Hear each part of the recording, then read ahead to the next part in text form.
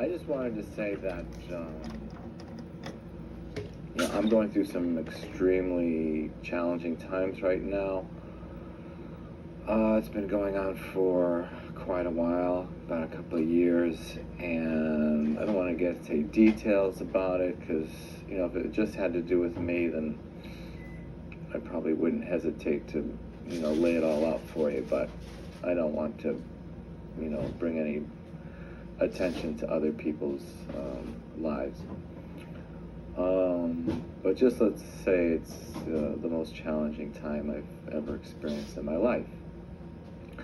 And you might think, well, that sort of makes sense. Shouldn't life actually kind of be like that? I mean, in our American dream kind of idea, you work hard and, you get enough money together so that you can enjoy your life,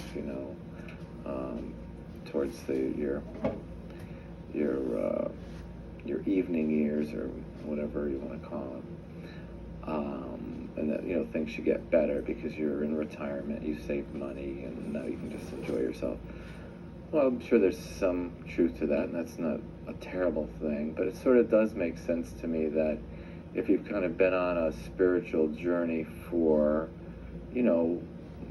however long, that the more you get into it and the more you dig in and the more you plant seeds and the more you nurture your garden, that you're going to come up with new situations, and it makes sense that they would be more difficult because you're growing and you can handle more, so more is given to you. I mean, it sounds so delightful, doesn't it? I mean, I've been so frustrated lately that, I've said prayers to God, like, I think I've tasted your cup. Jesus talks about, can you taste the cup, that I drink from? Can the servant drink from the same cup as the master? And sort of a rhetorical question. He's basically saying, yes. I mean, if you're my servants and you're following me, then you indeed will drink from the same cup. And my question to God is, okay, I think I've shared in your cup. Is there anything else to drink? You might think that's sarcastic, you might think that's inappropriate, but that's basically where my heart was at. And I kind of think God answered me on that in a way. And I think he's sharing a different drink with me now, so. And I'm enjoying it. Enjoying it more than the other drink.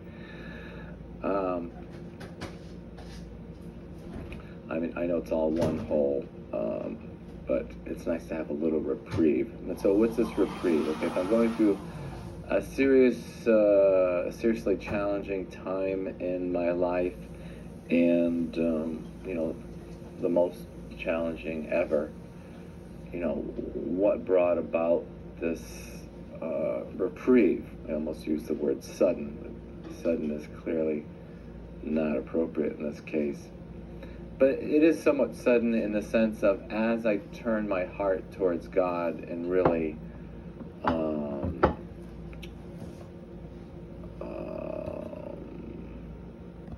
would bare my soul, so to speak, to him, and really calling out and really desiring to be one with him and not to be so burdened with my worries and my concerns and troubles and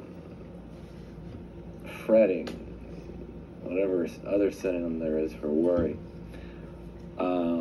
As soon as I kind of turn my attention in a simple, humble way towards God, I started to see a difference. Now, I know there's some people who would look at that. I mean, I try to involve everyone as much as I can, and considering my audience and when I'm doing these shows. So that's why I'll give these little statements like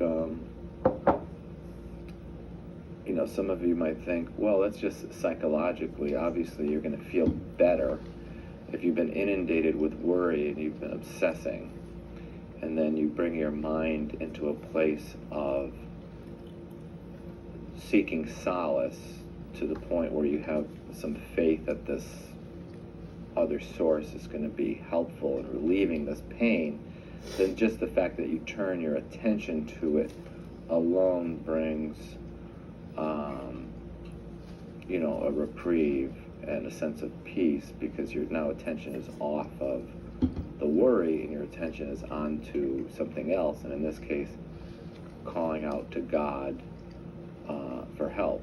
And I could be turning my attention to alcohol and I'm feeling better because I'm turning my attention away from my worry. I could turn my attention to shopping and I'm feeling better because I'm focused on making myself happy by buying things. I could turn my attention away from my pain by just being with friends and enjoying their company.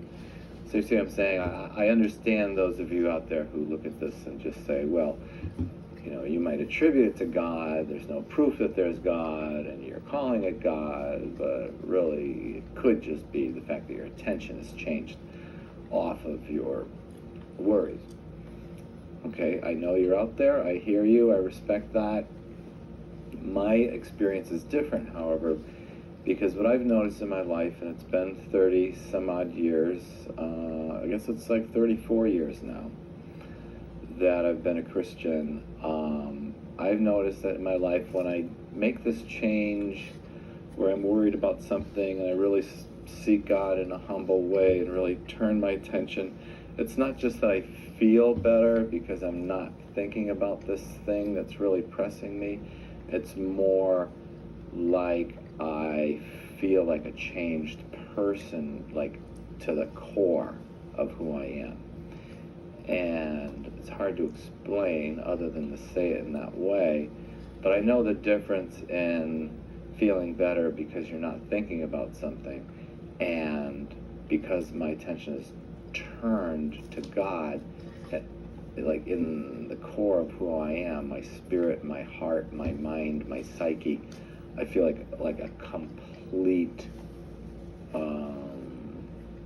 sort of like envelopment of peace and order and stability and excitement and energy and adventure and creativity, just sort of like gets like a little seed gets planted and starts to grow to the point where it's like I feel like reoriented simply by turning my attention.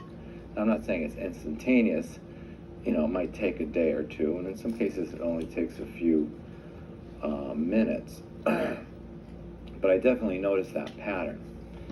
So you might ask yourself, well, then if you've had this experience for 34 years, then why do you allow yourself to get so caught up into worrying about your circumstances? Why don't you immediately turn to this God that you believe in and get back in the right place so you have all these wonderful energies working in concert together in you the way you describe?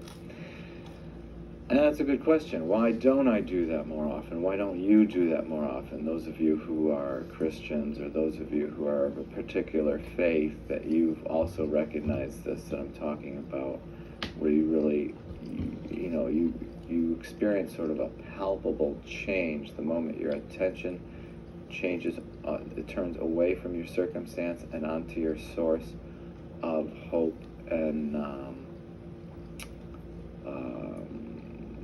livelihood. I guess we all would have a different answer to that. My answer is, why haven't I done it more often? Why don't I do it more frequently? Why don't I nurture that aspect of my psyche and spirit? I would have to say it's probably just because the pain of certain experiences just kind of get to you to the point where you don't see as clearly as you did prior to certain events. You know, we allow those events to color our perception in such a way that we're allowing the circumstances to change who we are instead of remaining who we are in the face of any circumstance. And I think clearly Jesus is a great example of that. You know, no matter what situation he found himself in with the rejection of who he was because of his message, you know, he stayed true to his message through death.